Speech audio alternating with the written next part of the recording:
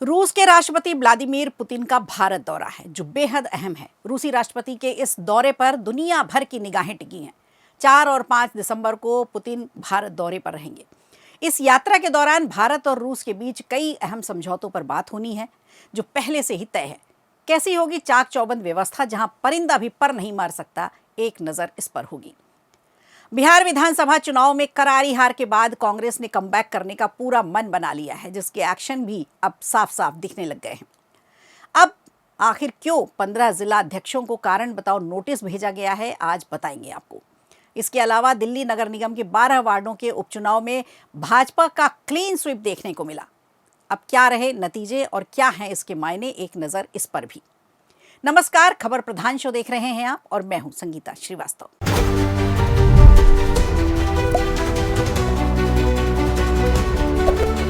चार और 5 दिसंबर को दुनिया भर की निगाहें भारत पर टिकी होंगी। मौका भी बड़ा है और मेहमान भी विशेष नहीं विशेषतम है, क्योंकि रूसी राष्ट्रपति व्लादिमीर पुतिन भारत आ रहे हैं।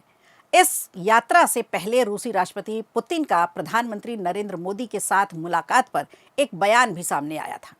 इस दौरान वो अमेरिका और यूरोप पर लगभग बरसते नजर आए थे। पुतिन दिल्ली में 23वें भारत रूस वार्षिक शिखर सम्मेलन में शामिल होने आ रहे हैं। दिल्ली आने से पहले पुतिन ने यूरोप को सीधा संदेश देते हुए कहा कि अगर यूरोप किसी भी तरह की जंग चाहता है तो इसके लिए रूस पूरी तरह से तैयार है। ये साफ संदेश था पुतिन का। पुतिन अपनी भारत यात्रा के दौरान भारत के साथ व्यापार और आयात को लेकर विस्तार से भी चर्चा करेंगे और रूस अपनी आर्थिक नीतियों पर काम जारी रखेगा। उन्होंने भारत और चीन का जिक्र कर कहा कि पिछले 3 सालों में दोनों देशों के साथ रूस का व्यापार काफी बढ़ा है। देखा जाए तो रूस के राष्ट्रपति व्लादिमीर पुतिन 4 साल बाद भारत की यात्रा पर आ रहे हैं। इससे पहले वो दिसंबर 2021 में दिल्ली आए थे, लेकिन पिछले 4 सालों में राष्ट्रीय और अंतर्राष्ट्रीय स्तर पर काफी कुछ बदलाव हुआ है। इधर राष्ट्रपति पुतिन के भारत दौरे से पहले दिल्ली में सुरक्षा व्यवस्था सख्त कर दी गई है। एजेंसियां हाई अलर्ट पर हैं। इस बीच पुतिन की सुरक्षा में तैनात रूस के स्पेशल प्रोटेक्शन टीम कई दिनों पहले ही दिल्ली पहुंच चुकी है। इस टीम ने होटल, एयरपोर्ट, मीटिंग वेन्यू और पूरे रूट की जांच की है। रूसी राष्ट्रपति की सुरक्षा दुनिया में सबसे टाइट मानी जाती है और उनकी यात्रा के दौरान इसी स्तर को बनाए रखने के लिए भारत और रूस दोनों देशों की सुरक्षा एजेंसियां मिलकर काम कर रही हैं। पुतिन के भारत के दौरे के दौरान दोनों देशों के बीच रक्षा, व्यापार समेत कई क्षेत्रों पर अहम समझौते होंगे। वैसे तो रूस की स्पेशल प्रोटेक्शन टीम कई दिनों से दिल्ली में है और वो एयरपोर्ट से लेकर पूरे रूट को लेकर जांच कर रही है, अलर्ट है। टीम ही फैसला करती है कि कौन कौन पुतिन के कमरे में जाएगा, कौन सी लिफ्ट का इस्तेमाल किया जाएगा, किस दरवाजे से एंट्री होगी, कहाँ से एग्जिट होगी। सब कुछ मिनट टू मिनट तय होता है।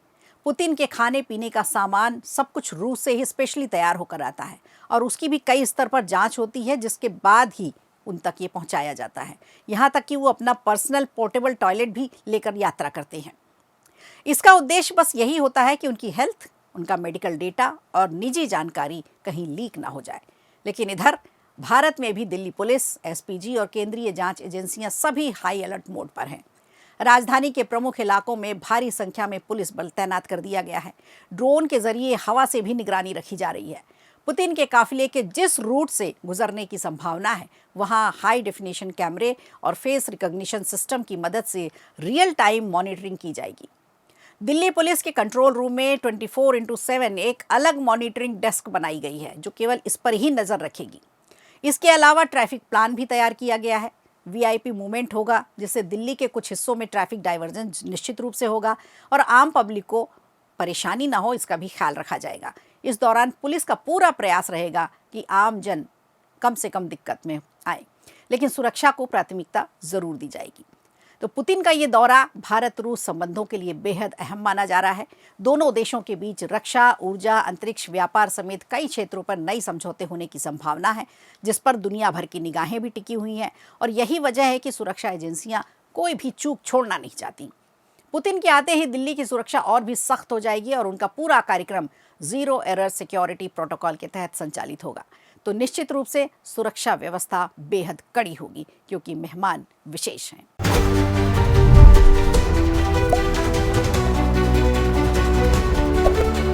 और आइए अब लिए चलते हैं आपको बिहार। तो बिहार विधानसभा चुनाव के बाद महागठबंधन को करारी हार का सामना करना पड़ा, ये हम सब ने देखा। लेकिन सबसे बुरा प्रदर्शन यहां कांग्रेस का रहा। 2010 में जहां कांग्रेस के 4 विधायक जीते थे, वहीं 2025 में पार्टी सिर्फ 6 सीटों पर सिमट कर रह गई। चुनावी नतीजों के बाद अब कांग्रेस के अंदर घमासान शुरू हो चुका है। दिल्ली से लेकर पटना तक समीक्षा बैठकों का दौर जारी है और लापरवाही दिखाने वाले नेताओं पर कार्रवाई भी अब शुरू हो चुकी है। दिल्ली में कांग्रेस अध्यक्ष मल्लिकार्जुन खड़गे, राहुल गांधी ने एक बैठक की है जिसमें बिहार के खराब प्रदर्शन पर विस्तार से चर्चा हुई। इसके तुरंत बाद बिहार की राजधानी पटना में कांग्रेस की राज्य इकाई ने समीक्षा बैठक बुलाई।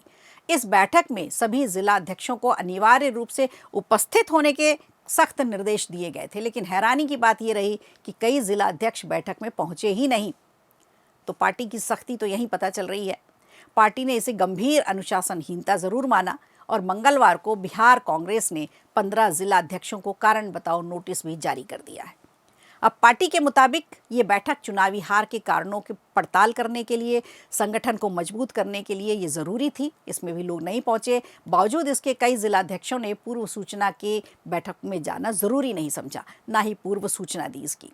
वरिष्ठ नेताओं का कहना यह है कि इस रवैये से संगठन की कमजोरी, नेतृत्व के प्रति ढिलाई का संकेत मिलता है। प्रदेश कांग्रेस अध्यक्ष राजेश राम और बिहार प्रभारी कृष्णा अल्लावरू ने साफ कर दिया कि अब संगठन किसी भी स्तर पर लापरवाही बर्दाश्त नहीं करेगा और उन्होंने ये भी कहा कि पार्टी को पुनर्जीवित करने की जिम्मेदारी जिला इकाइयों पर है और अगर यही इकाइयां सक्रिय नहीं होंगी, एक्टिव नहीं होंगी, तो भविष्य और भी ज्यादा कमजोर हो जाएगा। समीक्षा बैठक में एक और महत्वपूर्ण मुद्दा उठाया गया, वो ये कि विधानसभा चुनाव के दौरान पार्टी विरोधी गतिविधियों में शामिल पाए गए 43 नेताओं की सूची भी तैयार की गई है। यानी 43 नेता ऐसे थे जो कांग्रेस के साथ नहीं, दूसरे दलों के साथ काम कर रहे थे। प्रदेश नेतृत्व ने इन नेताओं पर कार्रवाई के लिए केंद्रीय नेतृत्व से अभी अनुमति मांगी है। माना तो ये जा रहा है कि अगर समय रहते सख्त कदम उठाए जाते तो कांग्रेस कुछ और सीटें गेन कर सकती थी। जिन जिलाध्यक्षों को नोटिस भेजा गया है उनमें शामिल हैं प्रमोद सिंह पटेल, शशि भूषण राय, शाद अहमद, सुबोध मंडल, सुनील यादव, गुरजीत सिंह और उदय चंद्रवंशी, RN गुप्ता, परवेज आलम, अनिल सिंह, मनोज पांडे, उदय माझी, अरविंद कुमार, इनामुल हक और रोशन कुमार। ये सारे नाम हैं जिन पर कार्रवाई होनी है। बिहार कांग्रेस में अब साफ संकेत ये दिख रहा है कि चुनावी हार के बाद संगठन कड़ाई के मूड में है। आने वाले महीनों में कुछ कड़े फैसले देखने को मिल सकते हैं। तो अब फैसले जो भी आएंगे उसके लिए तो अब 5 साल हैं। अगले 5 सालों की तैयारी के लिए कांग्रेस जुट गई है, तो हो सकता है अब अगले 5 साल में नतीजे कुछ और देखने को मिले।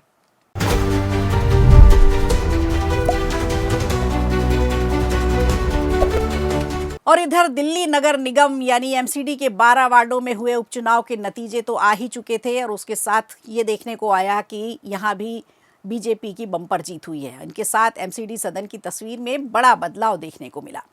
सीटें भले ही कम आई हूँ, वोट शेयर कम के मामले में भाजपा फिर भी आगे रह गई। 12 में से 7 सीटें जीती, बढ़त बनाए रखी, वोट शेयर भी ज़्यादा रहा। इधर आम आदमी पार्टी की बात करें तो केवल 3 सीटें उसके हिस्से में आई। कांग्रेस और ऑल इंडिया फॉरवर्ड ब्लॉक को एक सीट मिली। सबसे अहम बात यह रही कि कांग्रेस का यहाँ खाता खुला। भाजपा ने 45.09% वोट हासिल किए, जबकि आम आदमी पार्टी के खाते में आए 34.97% वोट। कांग्रेस को मात्र 13% वोट मिले, AIFB को मिले 4% वोट। अब देखते हैं वार्ड वाइज नतीजे क्या रहे। जहां कई मुकाबले एक तरफा रहे तो कुछ बेहद कांटे की टक्कर में देखने को मिले। शालीमार बाग B से भाजपा की अनीता जैन ने आपकी बबीता राणा को 10,101 वोटों से हराया। द्वारका B से भी भाजपा की मनीषा देवी ने 9,100 वोटों से हराया और ढिचाऊ कला में रेखा रानी ने आपकी नीतू पर 5,637 वोटों से बढ़त बनाई। चांदनी महल में बात करें अगर तो यहाँ पर मोहम्मद इमरान ने आपके उम्मीदवार को हराया। ग्रेटर कैलाश में बीजेपी के अंजुम मंडल ने ईशा गुप्ता को 4,065 वोटों से मात दी। संगम बिहार में कांग्रेस को बड़ी सफलता मिली, जहां सुरेश चौधरी ने भाजपा के सुब्रजीत गौतम को 3,628 वोटों से हराया है और ये यहां से कांग्रेस का खाता भी खुला। दक्षिणपुरी की बात करें तो यहां आपके रामस्वरूप कनौजिया लगभग 2,000 वोटों से जीते। विनोद नगर और चांदनी चौक दोनों सीटों पर भाजपा ने अपनी जीत दर्ज कराई है।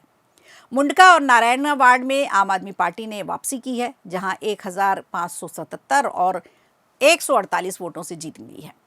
अशोक विहार में भाजपा की वीना असीजा ने 405 वोटों से जीत हासिल की है। तो कुल मिलाकर देखा जाए तो इन उपचुनावों में वोट शेयर के आधार पर भाजपा सबसे बड़ी विजेता बनकर उभरी। सीटों के आधार पर भी भाजपा की बम्पर जीत मानी जा रही है।